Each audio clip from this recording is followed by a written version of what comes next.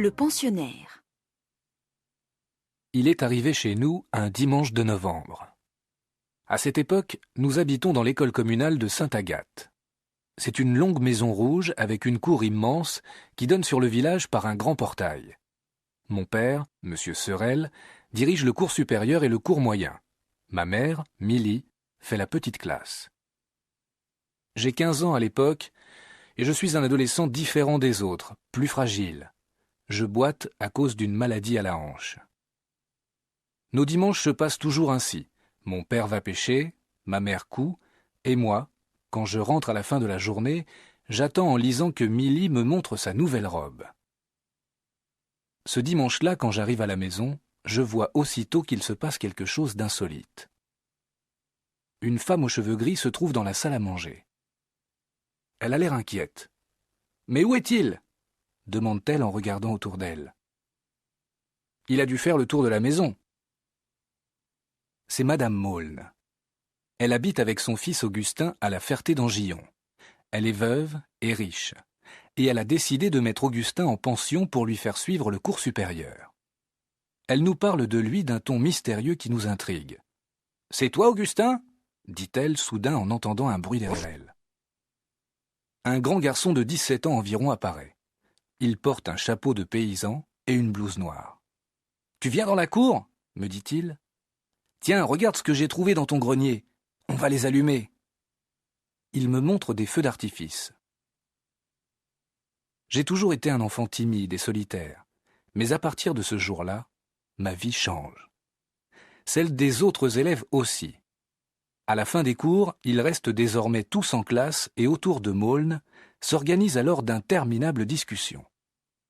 Plus tard, nous allons dans le village et nous nous attardons dans les boutiques des artisans. Je commence à participer moi aussi à ces sorties avec un mélange de plaisir et d'anxiété. C'est à cette époque-là, environ 8 jours avant Noël, que toute l'histoire commence. C'est une journée pluvieuse.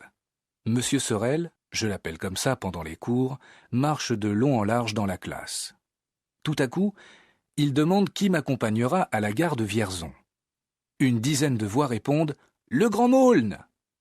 D'autres « Jasmin de Louche !» D'autres encore « Moi, moi !» Allons, ce sera Mouche-Bœuf, dit mon père. Je suis déçu, Maulne aussi. Le jour suivant, en classe, on sent déjà l'atmosphère des vacances. Pendant que M. Sorel écrit des problèmes au tableau, les élèves parlent à voix basse. La place de Maulne est vide.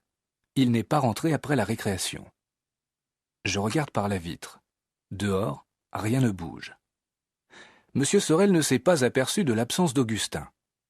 Je me tourne de nouveau vers la fenêtre quand j'aperçois Maulne. À côté d'une voiture à chevaux, des gens s'animent. Tout à coup, Maulne se dresse sur le siège et fait claquer le fouet. Il lance sa bête à fond de train et disparaît en un instant de l'autre côté de la montée. Alors, du fond de la classe, 3 élèves crient « Monsieur, le Grand Maulne est parti !» À ce même moment, un homme en blouse bleue entre dans la classe. « Excusez-moi, monsieur, c'est vous qui avez autorisé Augustin Maulne à aller chercher vos parents ?»« Mais pas du tout, » répond M. Sorel. Puis après quelques instants, « François, tu iras quand même à la gare. Maulne ne connaît pas le chemin, il se perdra, » dit mon père, fort contrarié.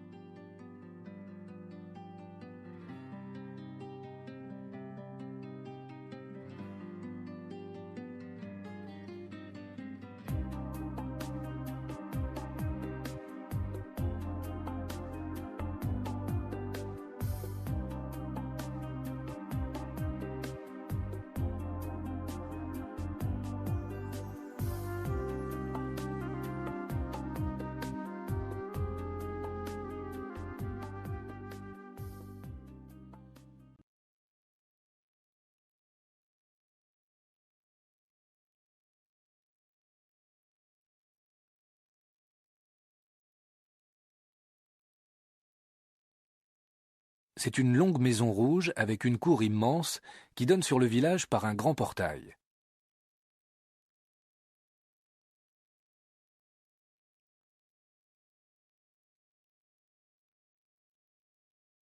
Ce dimanche-là, quand j'arrive à la maison, je vois aussitôt qu'il se passe quelque chose d'insolite.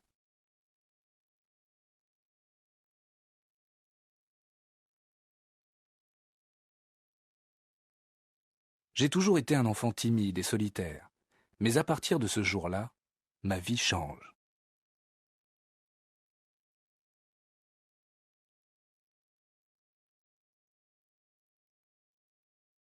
Tout à coup, Maulne se dresse sur le siège et fait claquer le fouet. Il lance sa bête à fond de train et disparaît en un instant de l'autre côté de la montée.